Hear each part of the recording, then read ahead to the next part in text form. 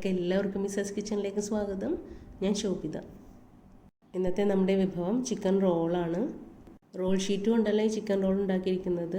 ഇത് ഒട്ടും തന്നെ ക്രിസ്പി അല്ല, ഇത് കടിക്കുമ്പോൾ ഒരു പഞ്ഞ് പോലെ ഇരിക്കുന്നത്. അതുകൊണ്ട് തന്നെ ഒരു പ്രത്യേക സ്വാദാണ് ഇതിന്. അപ്പോൾ വളരെ എളുപ്പത്തിൽ തയ്യാറാക്കാൻ പറ്റിയ സ്നാക്ക് എങ്ങനെ ഉണ്ടാക്കാൻ നോക്കാം. ആദ്യം നമുക്ക് വേണ്ടത് കുറച്ച് ചിക്കൻ കഷ്ണങ്ങളാണ്. അത് മുളക് പൊടി, മഞ്ഞൾ പൊടി, ഉപ്പ്, കുറച്ച് മസാലപ്പൊടി ഇതെല്ലാം ഇട്ടൊന്ന് പുരട്ടി ഫ്രൈ ചെയ്ത് കട്ട് ചെയ്തെടുത്താണ് കേട്ടോ. ഒരു 1/4 കപ്പ് മാത്രം വരുന്നുള്ളൂ ഇത്. ഒരു ചെറിയ കഷ്ണം ഇഞ്ചിയും ഒരു 4 അല്ലി വെളുത്തുള്ളിയും ചെറുതായിട്ട് കൊത്തിയരിഞ്ഞെടുത്തിട്ടുണ്ട്. അത് 1 ടേബിൾ സ്പൂൺ വെളിച്ചെണ്ണ ചൂടായപ്പോൾ അതിനകത്തേക്ക് ഇട്ട് നമുക്കൊന്ന് 1 മിനിറ്റ് വഴറ്റിയെടുക്കാം. ഒരു 6 ചിക്കൻ റോളിന് പറ്റിയ മസാലയാണ് കേട്ടോ ഞാനിവിടെ തയ്യാറാക്കുന്നത്. ഇനി ഇതിനകത്തേക്ക് നമുക്കൊരു ചെറിയ സവാള ചെറുതായിട്ട് കട്ട് ചെയ്ത് ചേർത്ത് കൊടുക്കാം. ആവശ്യത്തിന് ഉപ്പ് ചേർത്ത് കൊടുക്കാം. എന്നിട്ടൊന്ന് വഴറ്റിയെടുക്കാം. ഫില്ലിങ്ങിന് വെക്കുന്ന മസാലകളൊന്നും ഒരുപാടൊന്നും വഴറ്റേണ്ട ആവശ്യമില്ല. ഓരോരുത്തരുടെ ഇഷ്ടമനുസരിച്ച് മാത്രം വഴറ്റിയാൽ മതി. ഇനി ഇതിനകത്തേക്ക് ഒരു 2 പച്ചമുളക് കട്ട് ചെയ്ത് ചേർത്ത് കൊടുത്തിട്ട് അതും ഒന്ന് മിക്സ് ചെയ്തെടുക്കാം. ഇനി ഇതിനകത്തേക്ക് കുറച്ച് വേപ്പിലയും കുറച്ച് മല്ലിയിലയും കട്ട് ചെയ്ത് ഇട്ട് കൊടുക്കാം.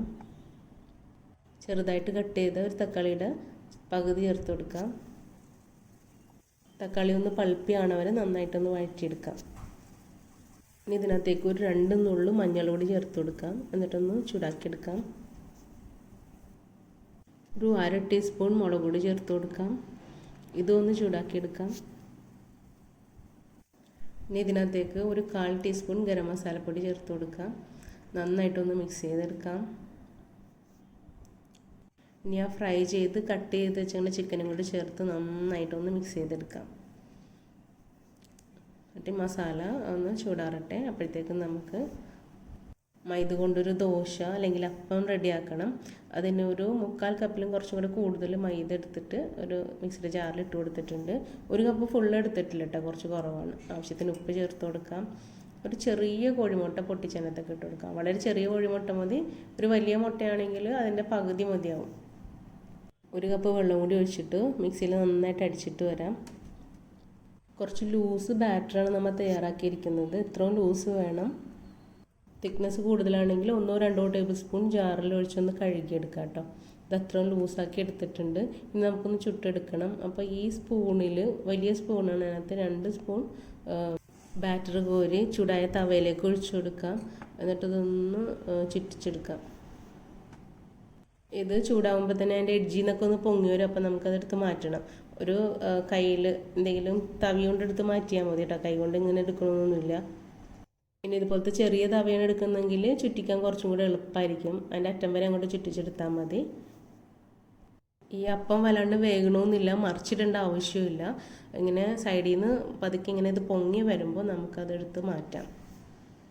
ഞാൻ നേരത്തെ പറഞ്ഞ പോലെ 6 റോളാണ് നമ്മൾ ഉണ്ടാക്കുന്നത്. അപ്പം 6 അപ്പം ചുട്ടെടുത്തിട്ടുണ്ട്. ആ മൈദയുടെ അളവിൽ നമുക്ക് 6 അപ്പം ചുട്ട് കിട്ടി. ഇനി നമുക്ക് അപ്പത്തിലേക്ക് ഫില്ലിങ് ഒരു 2 ടേബിൾ സ്പൂൺ വെച്ച് കൊടുക്കാം. എന്നിട്ട് ഇതൊന്ന് റോൾ ചെയ്തെടുക്കാം.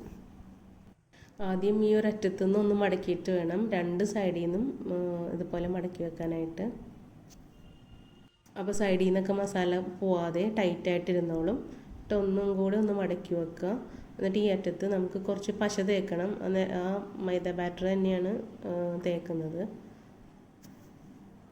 എന്നിട്ട് ഇതും കൂടി ഒന്ന് മടക്കി വയ്ക്കുമ്പം നന്നായിട്ട് പോവാതെ ഒട്ടിപ്പിടിച്ചിരുന്നോളും. അപ്പം റോളാക്കി എടുത്തിട്ടുണ്ട്.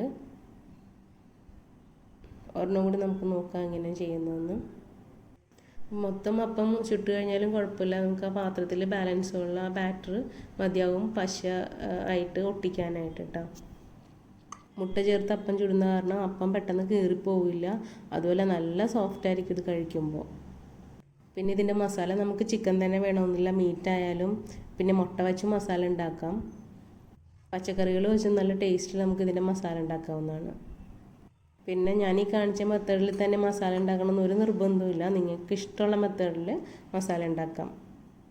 ഇതുപോലെ നമുക്ക് ബാക്കിയുള്ളതെല്ലാം ചെയ്തെടുക്കണം. ഇനി ഒരു കോട്ടിങ് കൂടി ഇതിന് ചെയ്യാണ്ട് അതിനൊരു കോഴിമുട്ട മിക്സിയുടെ ചെറിയ ജാറിലിട്ട് നന്നായിട്ട് അടിച്ചെടുത്തിട്ടുണ്ട്. അത് നമുക്ക് ഈ പ്ലേറ്റിലേക്ക് ഒഴിച്ചു കൊടുക്കാം. കുറച്ച് ബ്രെഡ് പൊടിച്ചത് എടുത്തിട്ടുണ്ട്. അപ്പോൾ ഓരോന്നെടുത്ത് ഇതിനകത്ത് മുക്കി മുട്ടയിൽ മുക്കി ആ ബ്രെഡ് പൊടിയിലും കൂടെ മുക്കിയിട്ട് നമുക്ക് എടുത്ത് മാറ്റാം. ഇതുപോലെ നമുക്ക് എല്ലാം ചെയ്തെടുക്കാം. നമുക്ക് കട്ട്ലറ്റൊക്കെ ഉണ്ടാക്കുന്ന പോലെ തന്നെ. ഇനി നമുക്കിതെല്ലാം ചൂടായ എണ്ണയിലിട്ടൊന്ന് ഫ്രൈ ചെയ്തെടുക്കണം. അപ്പോൾ ഓരോന്നും അതിനകത്തേക്ക് ഇട്ട് കൊടുക്കാം. കുറച്ച് പരന്ന ഫ്രൈ പാൻ എടുത്തത് മൂന്നെണ്ണം ഒരുമിച്ച് ഫ്രൈ ചെയ്തെടുക്കാൻ വേണ്ടിയാണ്. അപ്പോൾ ഇതിൻ്റെ ഒരു പുറം നന്നായിട്ട് മുരിഞ്ഞ് വരുമ്പോൾ മറിച്ചിട്ട് കൊടുക്കാം. അപ്പോൾ ഇത് ഫ്രൈ ചെയ്താൽ ഒരു പ്രയാസവും ഇല്ല, പൊട്ടിയും വിട്ടൊന്നും പോകുമൊന്നുമില്ല. അപ്പോൾ എളുപ്പത്തിൽ നമുക്കിത് ഫ്രൈ ചെയ്തെടുക്കാൻ പറ്റും. അപ്പോൾ ഈ സൈഡും കൂടെ മുരിഞ്ഞ് വരുമ്പോൾ നമുക്ക് കോരി മാറ്റാം. അപ്പോൾ എന്തായാലും നിങ്ങളെല്ലാവരും ഇത് ഉണ്ടാക്കി നോക്കണം. നിങ്ങളുടെ അഭിപ്രായങ്ങളും നിർദ്ദേശങ്ങളും എന്നെ കമൻറ്റ് ബോക്സിൽ അറിയിക്കണം.